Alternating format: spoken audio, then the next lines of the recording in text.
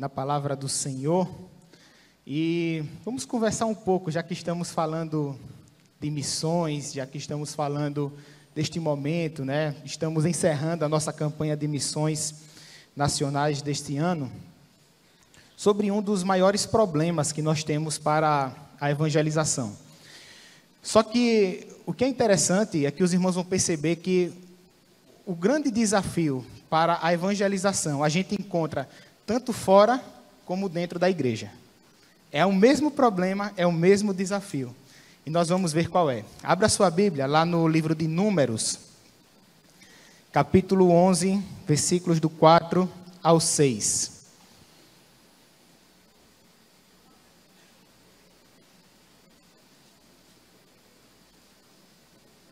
Números, capítulo 11, versículos do 4 ao 6.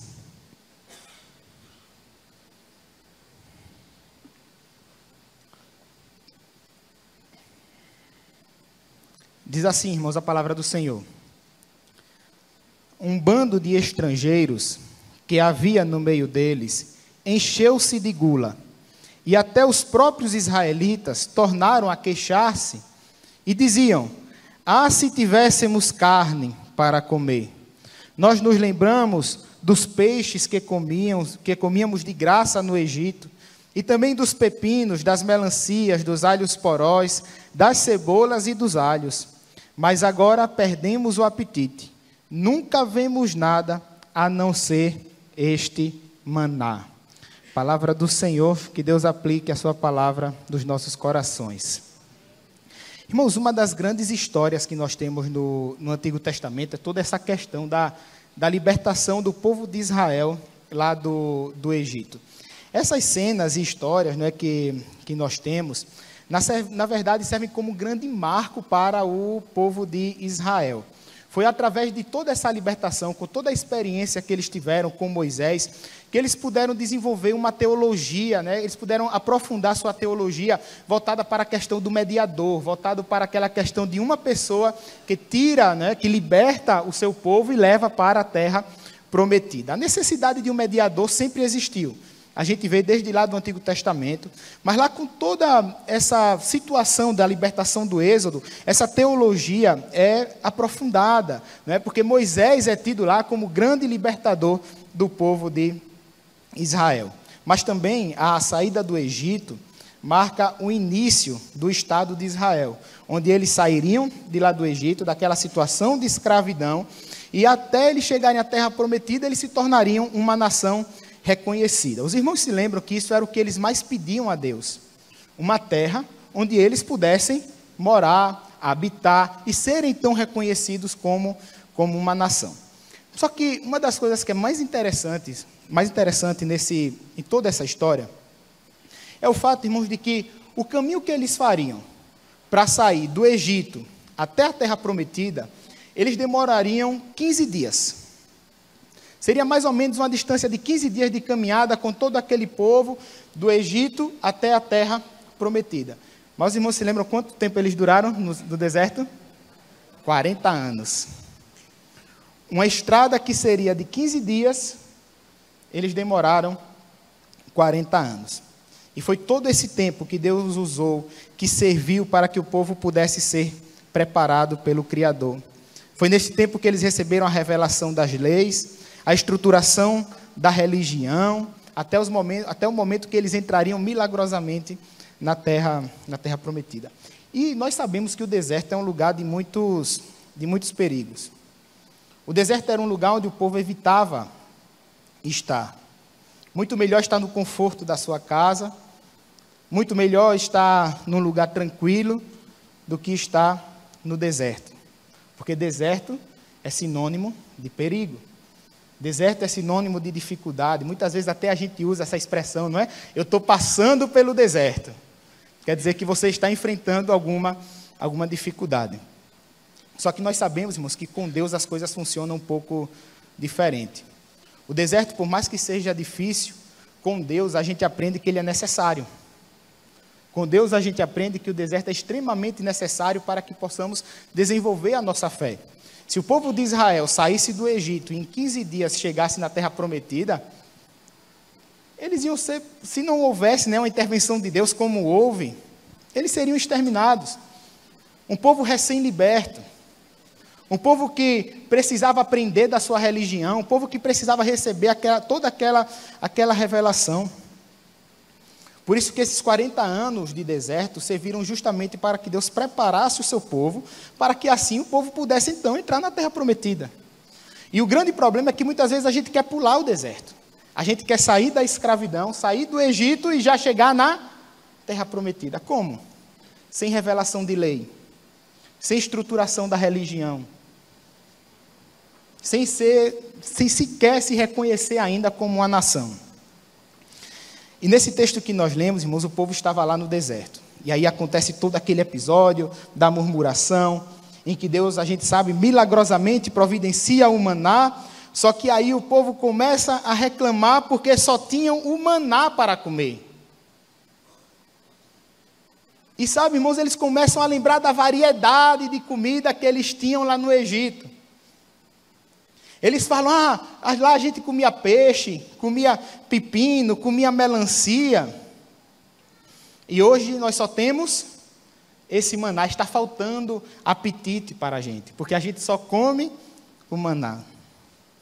Hoje nós estamos celebrando o culto de encerramento da campanha de missões nacionais. E é esse texto que reflete o maior problema para a evangelização.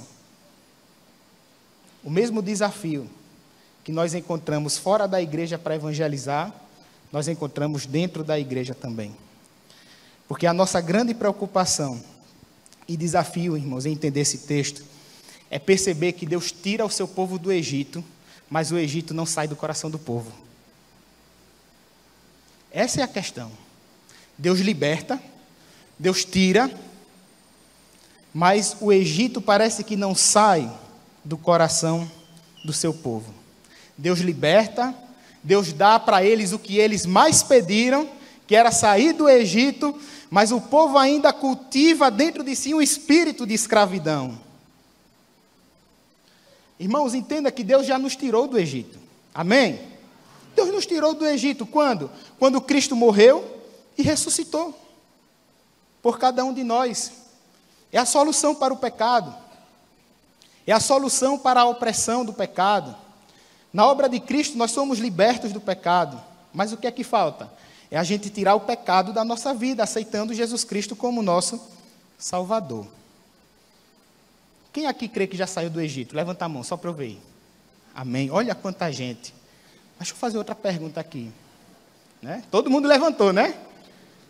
Vocês acham que sair do Egito é sinônimo de conversão? Vocês lembram que toda a geração que saiu do Egito nem sequer pisou na terra prometida? Toda aquela geração que recebeu a libertação do Egito, toda aquela geração que viu tantos milagres, tantas maravilhas de Deus, não alcançaram a terra prometida. Como é que nós vamos ter tempo de nos preocupar com a obra missionária, se a nossa única preocupação é a saudade que temos do Egito? Como é que eu vou me dedicar à obra do Senhor? Como é que eu vou me dedicar aos ministérios da igreja, se eu ainda não tirei o espírito de escravidão do meu coração? Eu fico, sabe, irmãos, hoje impressionado, porque a gente vai fazer casamento de crentes. E o que eu escuto muito quando eu vou fazer casamento é: a gente quer uma bênção do pastor, a gente quer receber uma bênção do Senhor.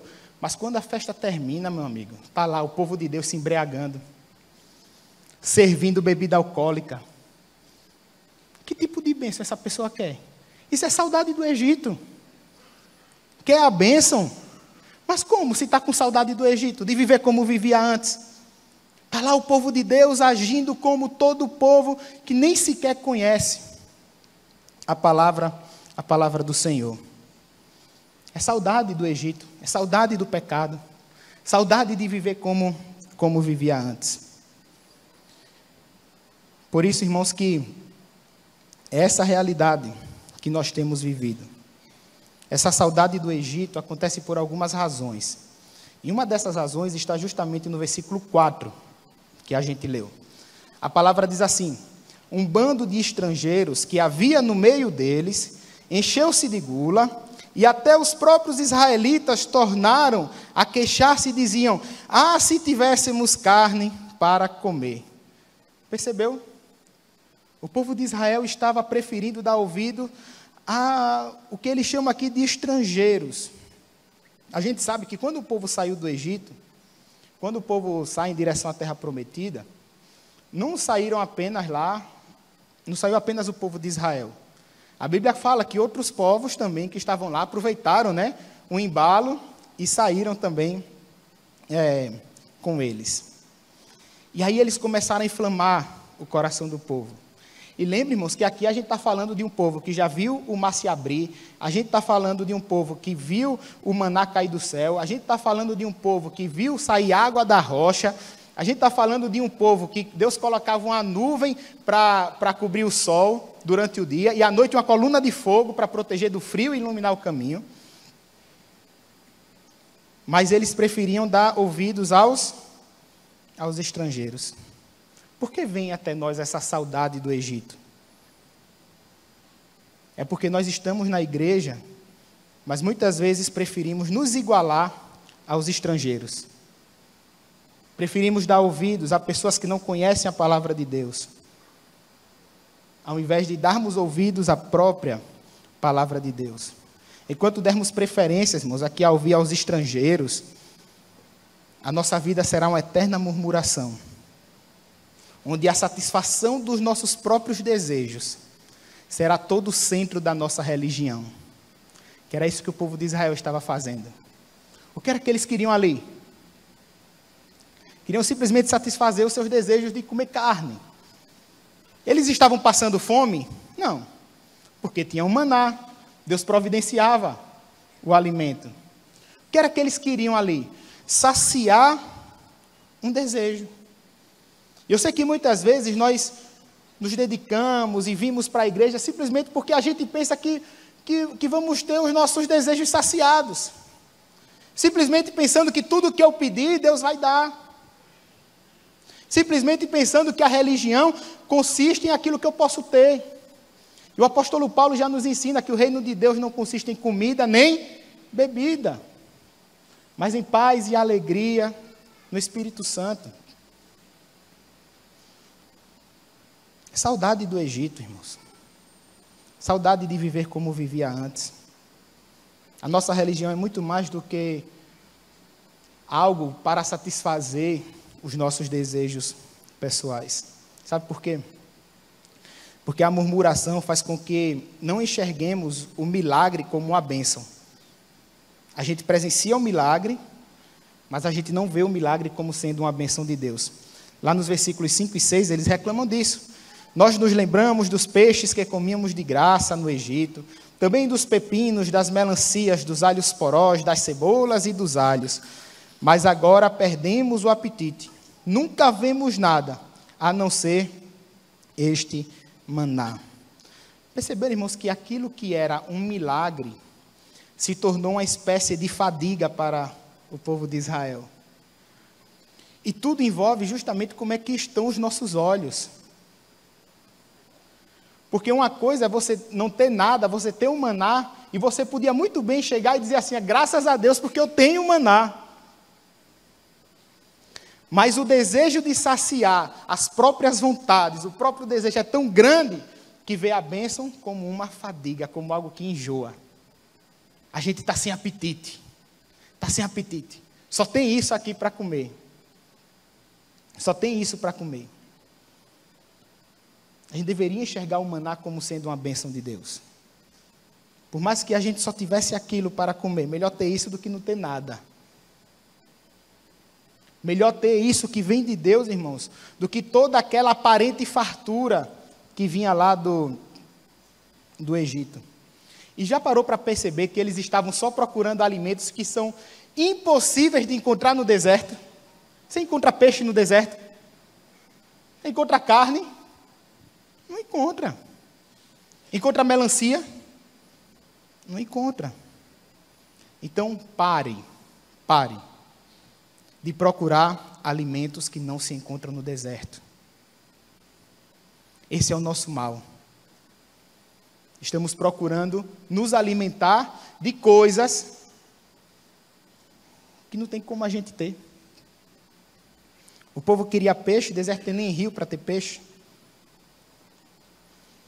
Tudo isso, irmãos, é fruto da nossa ganância. Desejar aquilo que nós não podemos ter. É como ter saudade do Egito. É como ter saudade de toda aquela situação que nós vivíamos antes da conversão. E o que o povo precisava entender, que todos nós também precisamos entender, é que o maná não era apenas um alimento físico. O maná, irmãos, era um símbolo espiritual de toda a providência de Deus. O maná, o próprio Jesus Cristo depois vai dizer: eu sou o pão que desceu do céu, fazendo uma referência a essa bênção que Deus dava para o povo.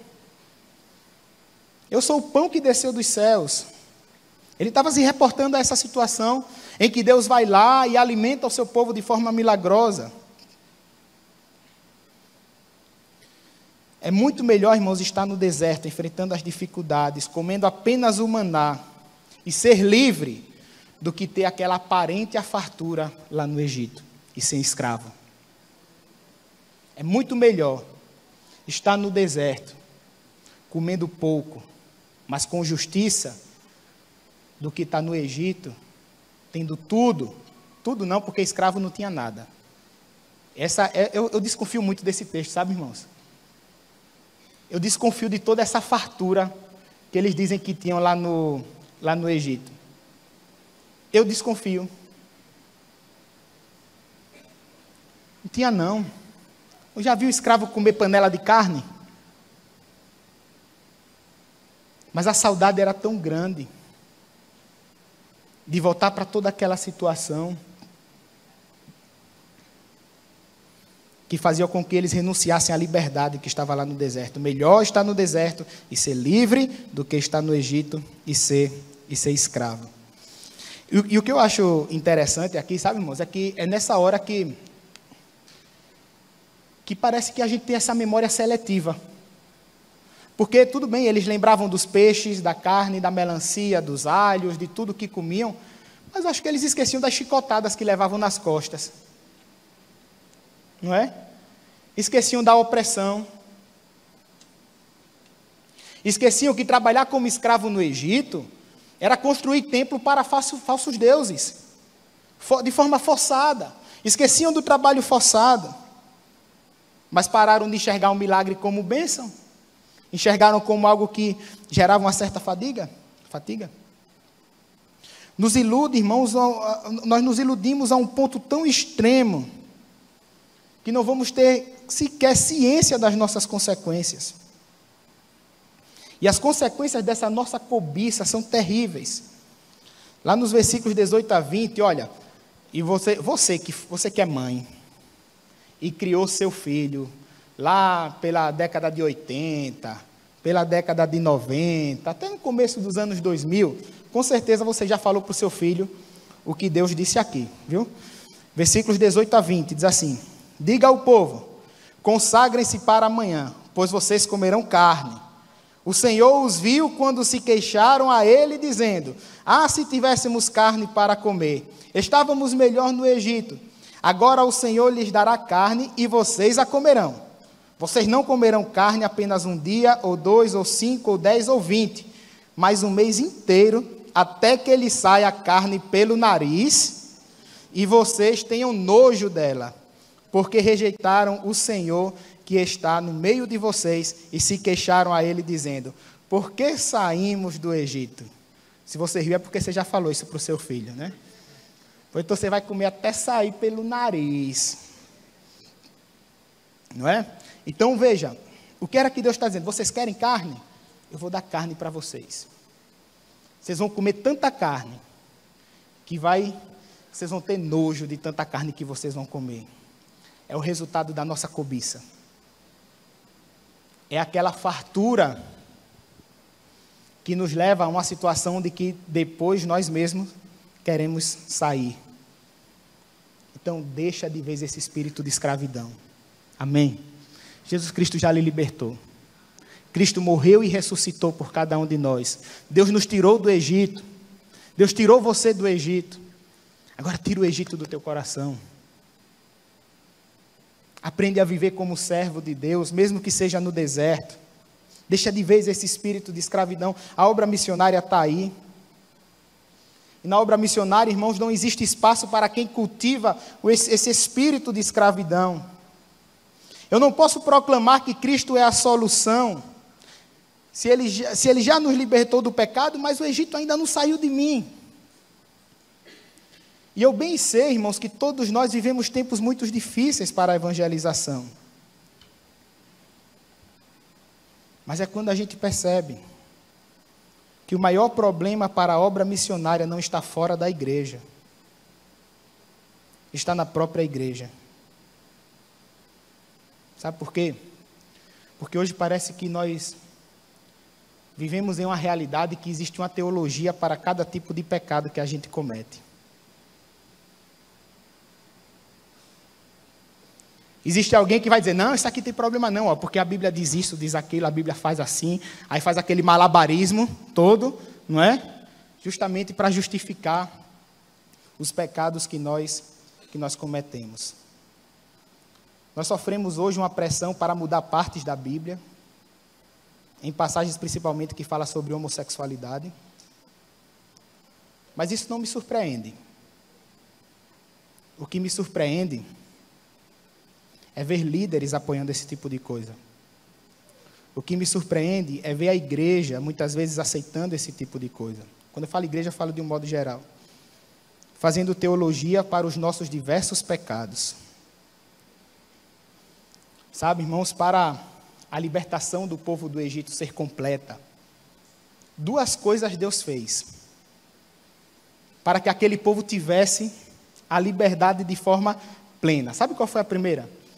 Primeiro, o Senhor precisava mostrar que aquela religião do Egito era falsa. Era uma religião falsa. E como é que ele faz isso? Com as 10 pragas. As 10 pragas do Egito são ataques a divindades do Egito. O rio Nilo, que era o grande centro de fertilidade para o povo lá, virou sangue. Os primogênitos, a morte dos primogênitos, tantas coisas. Todas aquelas 10 pragas, era Deus mostrando para o seu povo, ó, a religião verdadeira é essa, é a minha. Não é essa que vocês estão aí, não. Então ele precisou fazer isso e ele fez isso. Ele mostrou que aquela religião era falsa. E a outra coisa que Deus fez foi libertar o povo da política de opressão de Faraó. Aquela política que escravizava. E como é que Deus faz isso? Revelando as leis. Aquelas leis lá no Monte Sinai e tal, que revelam a liberdade de Deus para o seu povo. Então, essas duas coisas foram essenciais para que o povo se libertasse. Né? A libertação da política de opressão e a revelação de que aquela religião do Egito era falsa. Preste atenção, irmãos, porque isso tem tudo a ver com a obra missionária. Porque existe sim uma forma da gente atendermos a todas essas exigências que estão querendo que a gente faça. Existe uma forma da gente, se a gente quiser mudar a Bíblia como eles estão dizendo para a gente mudar. Sabe qual é? É que se a gente voltar para o Egito. Se a gente voltar para o Egito, beleza. Aí a gente muda. Sabe por quê?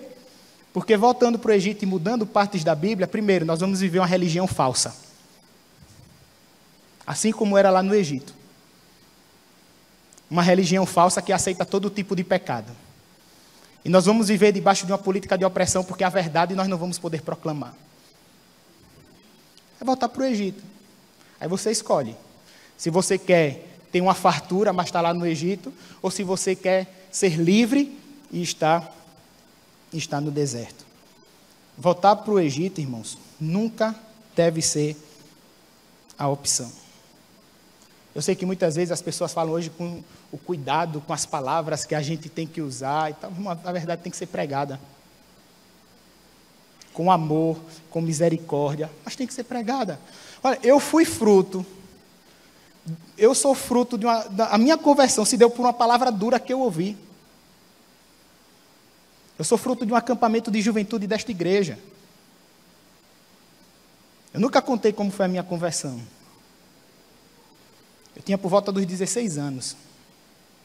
A gente estava no acampamento de jovens da igreja. A gente estava jogando bola. Alguns irmãos devem até lembrar dessa situação. Alguns estavam lá, eu me lembro de alguns até separando a briga em que eu me meti. Saí trocando tapa com um deles lá. Até hoje eu lembro o povo separando. Vitinho, faça isso não. Aquele negócio lá, a gente trocando tapa, por causa de uma discussão que teve. Mas na hora o pastor que estava lá, que era o pastor, na época pastor dessa igreja, me pegou pelo braço, me levou para debaixo de uma árvore, e o que eu escutei daquele homem ecoou até hoje nos meus ouvidos. Na época eu lutava judô, era da seleção alagoana de judô, e ele lutava karatê.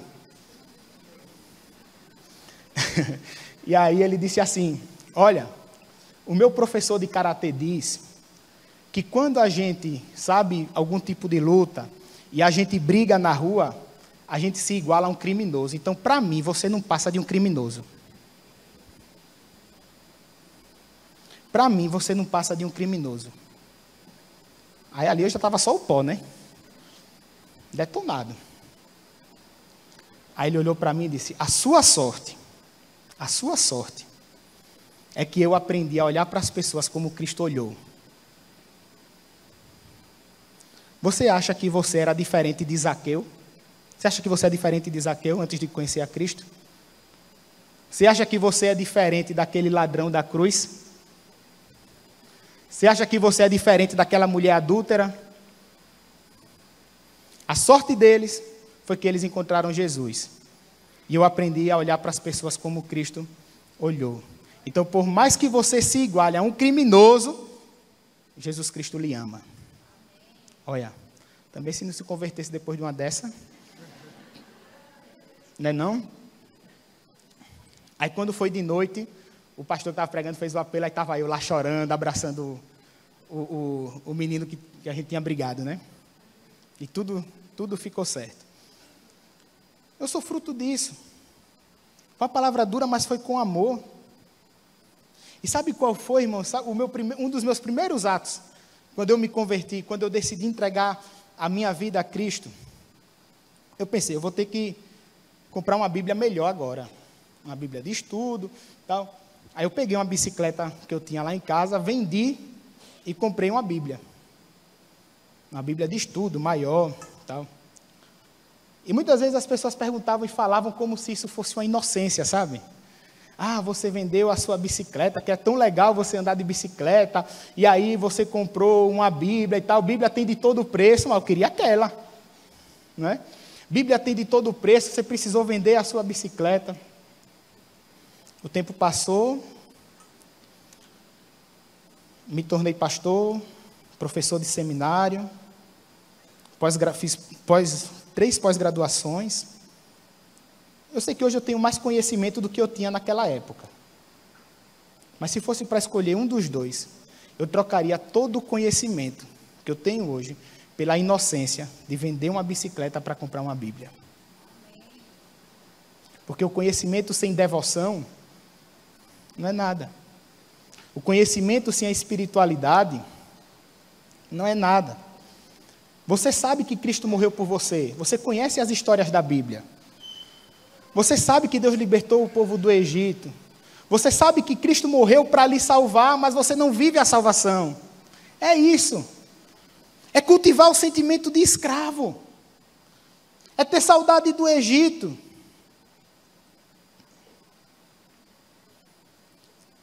Tudo que eu passei com essa questão da conversão foi um dos maiores exemplos em que uma pessoa me repreendeu com amor. E nós precisamos amar, irmãos, a nossa nação. O amor não vai permitir que sejamos violentos. O amor não vai permitir que a gente seja preconceituoso. O amor não vai permitir que a gente discrimine as pessoas. Mas o amor também vai permitir que a gente fale a verdade. E que viva a verdade. E que viva, e que não apenas saiba que Cristo morreu e ressuscitou para nos salvar, mas viver a salvação. É o que todos nós precisamos. Cristo já nos tirou do Egito. E por que você quer voltar para aquele lugar?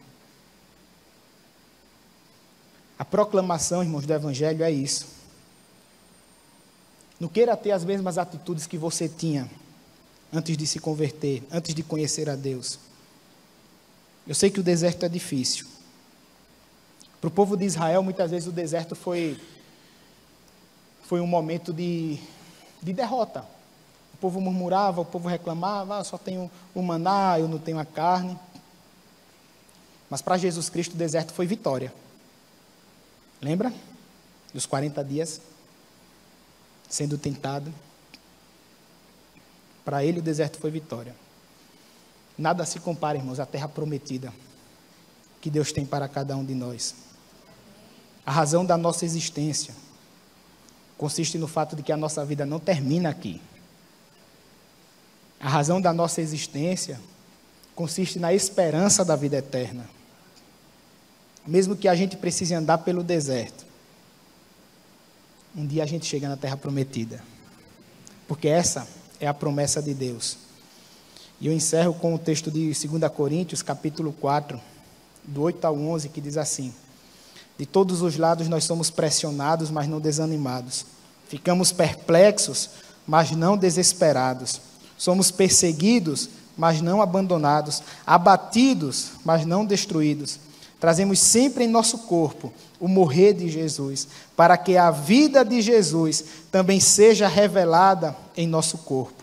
Pois nós, que estamos vivos, somos sempre entregues à morte por amor a Jesus, para que a sua vida também se manifeste em nosso corpo mortal.